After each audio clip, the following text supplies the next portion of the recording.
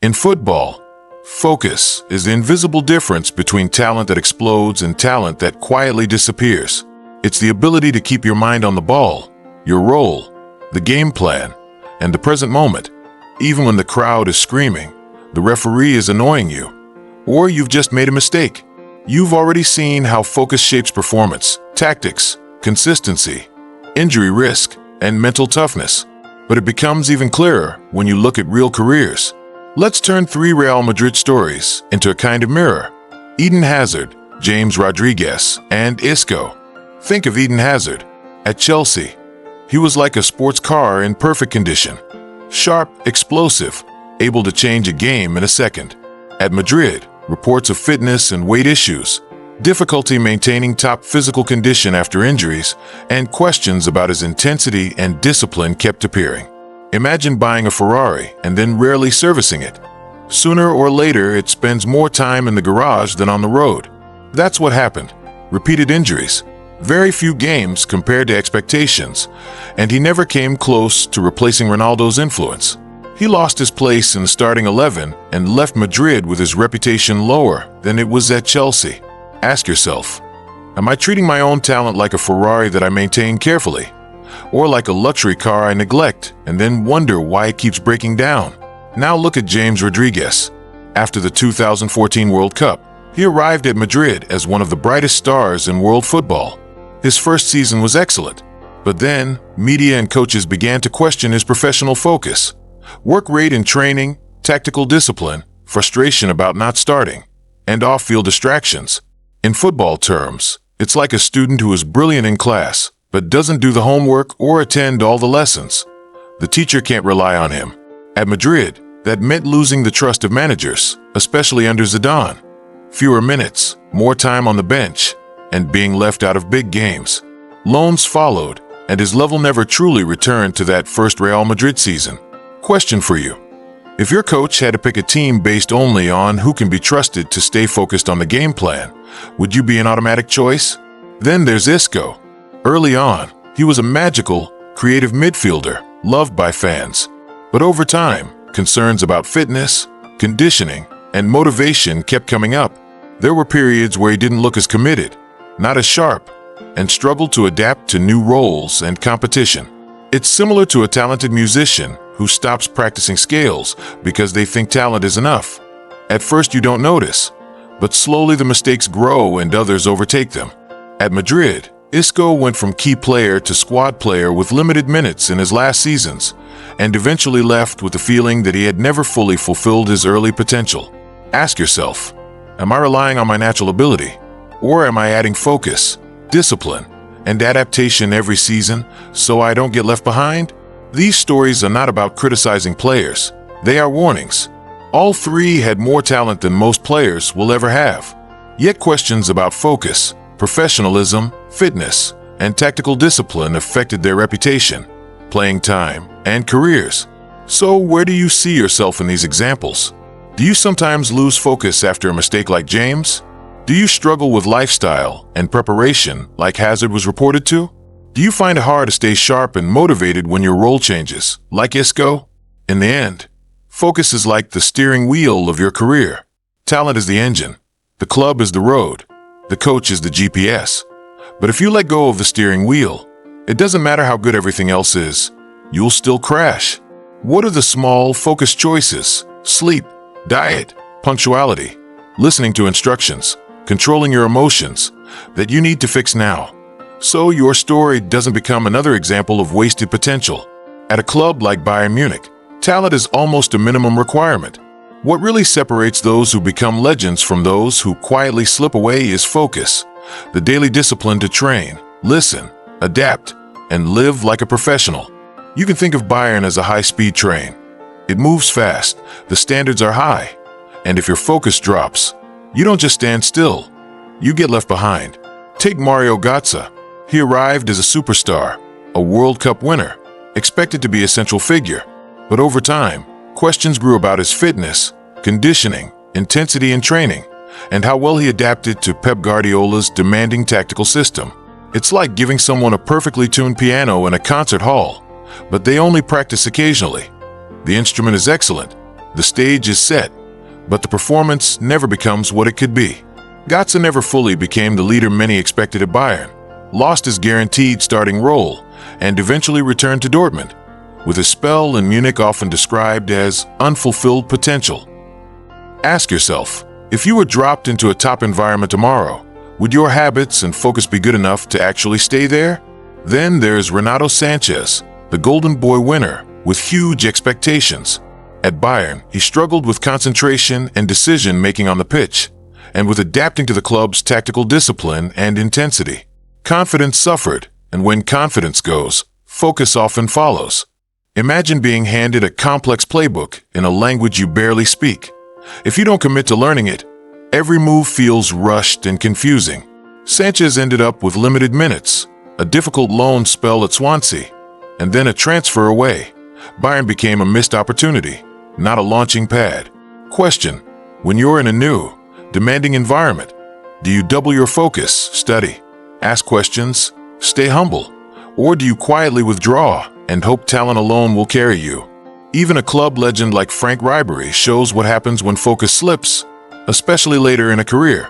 For many years he was electric, but in his later seasons there were off-field controversies and questions about fitness and how well he was managing his body for top-level demands. Think of a great race car that has won many championships.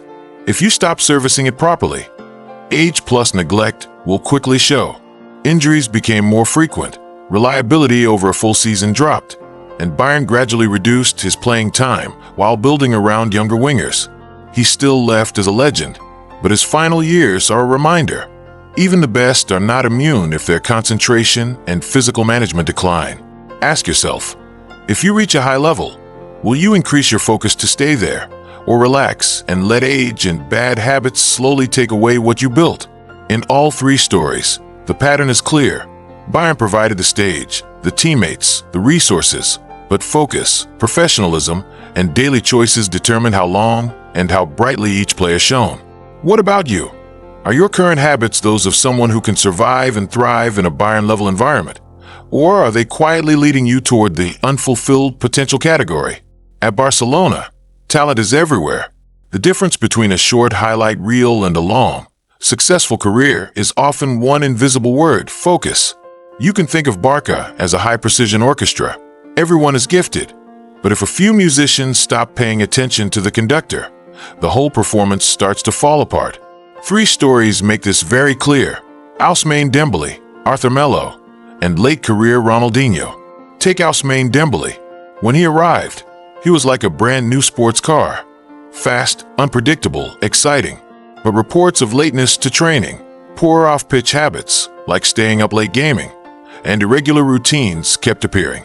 Instead of being the player who always shows up early and ready, he became the one people wondered, will he be fully prepared today? The consequences were predictable: fines and disciplinary actions, reduced trust from coaches, and spells with limited playing time. Add frequent injuries on top of that, and his development slowed. He never quite became the consistent game changer many expected at Barca before moving on. Question: if your coach tracked your punctuality, sleep, and daily habits the way Barca tracked Dembele's, would they see someone reliable or someone they have to constantly chase? Now look at Arthur Melo. Technically gifted, calm on the ball, compared early on to some of Barca's great midfielders. But reports soon came of poor discipline, questionable off-field choices, and a sense that he wasn't taking fitness and tactical responsibility seriously enough. It's like being given a key role in a complex machine and then only learning half the instructions. You can't expect a machine to run smoothly. At Barca, that many fell down the midfield pecking order, and despite his talent, he was used in a swap deal and sold earlier than many imagined. His career path dipped compared to the big expectations he had when he first arrived. Ask yourself, are you treating your own potential like Arthur, enjoying the talent but neglecting the boring, daily discipline that keeps you at the top? Then there's Ronaldinho, a legend whose smile and brilliance changed Barcelona forever. In his prime, he was like a magician on the pitch. Defenders were the audience. But in his later years, stories of nightlife, off-field distractions, and lower training intensity became more common. When you're young and on top, You can sometimes hide a drop in focus for a while, but not forever. His fitness and sharpness declined, his impact on the pitch reduced, and he eventually lost his guaranteed starting spot as the club rebuilt around younger, more disciplined players like Messi. Ronaldinho still left as a hero, but his exit is often used as a warning. Even the most gifted can fade quickly if they stop doing the simple, focused work. Question: if you ever reach the top level, will you tighten your habits to stay there, or relax and let comfort slowly take away what you've earned? In all three cases, the pattern is the same. Barcelona provided the platform, teammates, and stage. But focus, discipline, and lifestyle choices determined how long and how brightly each player shone. So where do you see yourself in these stories? More like the late-night gamer who comes late to training, the talented midfielder who skips the hard tactical work, or the superstar who lets comfort slowly replace hunger? And most importantly, what are you willing to change today so your own story doesn't become another example of wasted potential at a big club? At Paris Saint-Germain, almost everyone is a star.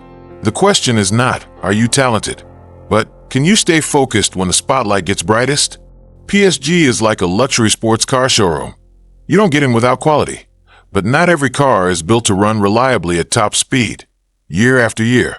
The stories of Neymar Jr., Marco Verratti, and Haytham Ben Arfa show how focus and professionalism can shape, limit, or even waste huge talent. Think about Neymar Jr. He arrived as one of the most gifted players of his generation, bought for a record fee to help PSG conquer Europe. But season after season, debates filled the media about his lifestyle, parties, and off-field distractions, especially around crucial points in the year. His fitness and recurring injuries were constantly questioned. Were his daily habits at the level needed for long, brutal Champions League campaigns? At times, people felt he was more focused on his individual brand and events than on strict team discipline. It's like owning the most powerful race car, but always driving a half-prepared, wrong tires, poor maintenance, taking it out the night before a big race. The result? Neymar missed many key matches, including Champions League knockouts, and never fully delivered what the transfer fee and hype promised. The relationship with the Ultras grew tense, and he eventually left PSG, with many calling his time their unfulfilled potential on the biggest stage. Question: if you had Neymar's talent, would your lifestyle and daily discipline help you stay on the pitch for big games, or would your habits keep you watching from the stands?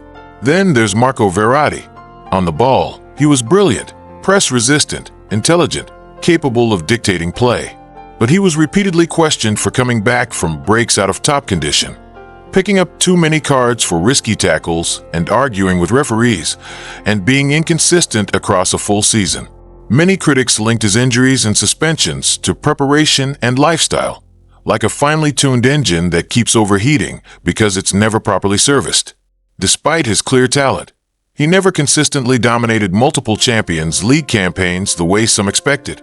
He eventually left PSG, with many experts saying that with better discipline and focus, he could have entered the absolute top tier of midfielders. Ask yourself, if a coach gave you a central role, would your habits convince them you're safe to build a team around? Or would they be afraid that injuries, suspensions, or inconsistency would always interrupt your impact? Finally, Haytham Ben Arfa represents a more extreme version of talent without sustained focus. He arrived at PSG with a long-standing reputation, unbelievable natural ability, but inconsistent professionalism. At the club, there were reports of clashes with Unai Emery, dissatisfaction about game time, and questions about his attitude and training focus. In a squad full of stars, he was seen as not fully buying into the collective demands. Imagine joining a high-level orchestra where every musician practices hours daily, but you show up unprepared, relying on natural ear and memory. Eventually, the conductor just stops giving you parts to play. That's what happened. Ben Arfa spent long stretches frozen out of the team, not even in the matchday squad, and his contract ran down with minimal involvement. His PSG chapter became another example people cite when they talk about talent wasted by lack of discipline. Question: are you depending on your natural talent the way Ben Arfa did? Or are you building habits that would convince a top coach to trust you week after week? Across these three stories, one message stands out. PSG can give you money, teammates, facilities, and a global platform, but it cannot give you focus. That comes from your choices. How you sleep, eat, train, recover, handle fame, and respond to pressure. So you have to ask yourself, if your life and habits were watched as closely as Neymar's, Verratti's, or Ben Arfa's, would people say your professionalism matches your talent? Or would you be another warning that skill without focus is never enough? Arsenal's recent history offers some powerful warning stories about what happens when focus and professionalism start to slip. These aren't just gossip. They're real case studies any young player or professional in any field can learn from. 1. Pierre-Emerick Aubameyang. When a star striker becomes a culture problem. At his best, Pierre-Emerick Aubameyang was electric for Arsenal. He arrived as a world-class striker, scored crucial goals, and became club captain under Mikel Arteta. For a time, he embodied Arsenal's hopes. But then the story changed. Reports began to surface about repeated lateness and breaches of team rules. Arteta spoke carefully but firmly about non-negotiables and discipline.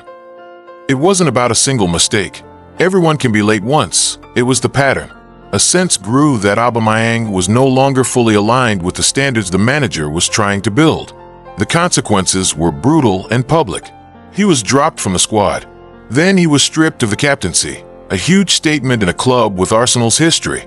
Finally, his contract was terminated by mutual consent, and he left for Barcelona. A player who had once been the face of the project was now an example of what would not be tolerated. Arteta and the club used this moment to send a clear message.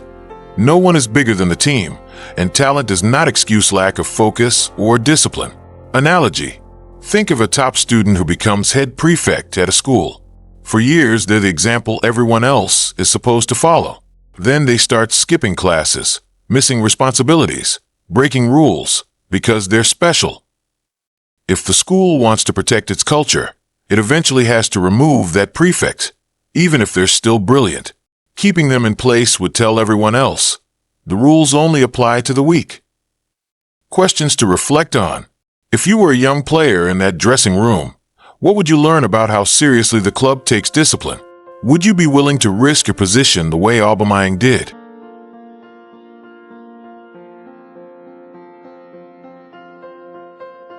Mesut Ozil. Genius without relentless application. Mesut Ozil's talent was never in doubt.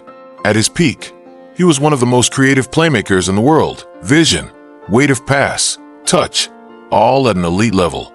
Arsenal fans saw flashes of that brilliance often enough to know exactly how high his ceiling was. But over time, a different narrative took over. Pundits, coaches, and fans began to question his work rate and intensity, especially in big, physically demanding games. As tactics in the Premier League evolved, managers demanded more defensive work and pressing from everyone, including number 10s. The criticism wasn't simply, he's not good enough. It was more often, he's not doing enough. Training commitment, tactical discipline, and consistency were all questioned. On top of that, off-field issues, public political positions, disputes with the club, commercial matters, added layers of distraction. Whether those issues were right or wrong isn't the point here. What mattered for his football career was that the focus shifted away from the pitch. The consequences were slow, but clear. He was gradually eased out of the starting 11. Then he was completely left out of the Premier League and Europa League squads. Eventually, he left the club, with many commentators describing his Arsenal journey as a story of unrealized or uneven potential, moments of magic, but not the sustained intensity that turns genius into legacy. Analogy: imagine a brilliant software developer who can solve incredibly complex problems when they feel like it, but who often turns up late, ignores team processes, and disappears when the workload is heavy. In bursts, they look like a genius. But when promotion time comes, leaders favor the slightly less talented person who shows up every day, follows the system, and can be relied on under pressure. Questions to reflect on. What is the use of having extraordinary talent if the world can't trust you to deliver it consistently? In your career or studies, are you leaning on flashes of brilliance instead of building the habit of solid daily effort? If a coach or boss had to choose between someone like you and someone with less talent but more reliability? Who would they choose?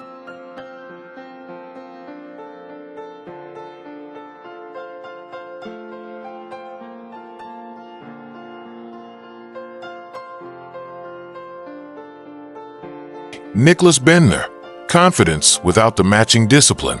Nicholas Bendtner is often remembered as much for his personality and off-field stories as for his football.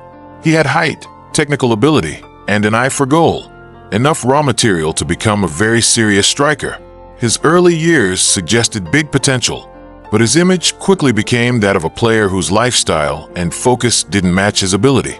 Media coverage highlighted late-night incidents, controversies, legal problems, and questionable choices away from the pitch.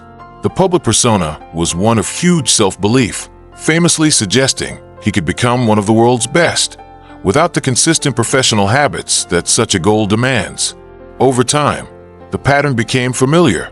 He never fully secured the role of first choice, elite Arsenal striker that his talent hinted at. He was sent on several loans, moving from club to club. Eventually, he left Arsenal, and his career became a symbol of what might have been. Bendtner is often cited now as an example of how natural gifts and confidence are not enough. At the top level, everything you do off the pitch, sleep, diet, social life, mentality, shows up on it. Analogy: picture a young entrepreneur who has great ideas and can talk about them with enormous charm and confidence. Investors are initially impressed, but then they see missed deadlines, unfinished projects, late-night partying, and inconsistent effort. Over time, the reputation shifts from future star to unreliable talent. Opportunities stop coming, not because the ideas are bad, but because the person isn't trusted to deliver. Questions to reflect on: do you overestimate what raw talent and self-belief can achieve without strict daily discipline? If someone watched your life for a month, sleep, training, study, social habits, would they say your behavior matches your ambitions? Are there habits you excuse today? "I'm young, it's fine," that might quietly be shrinking your future options?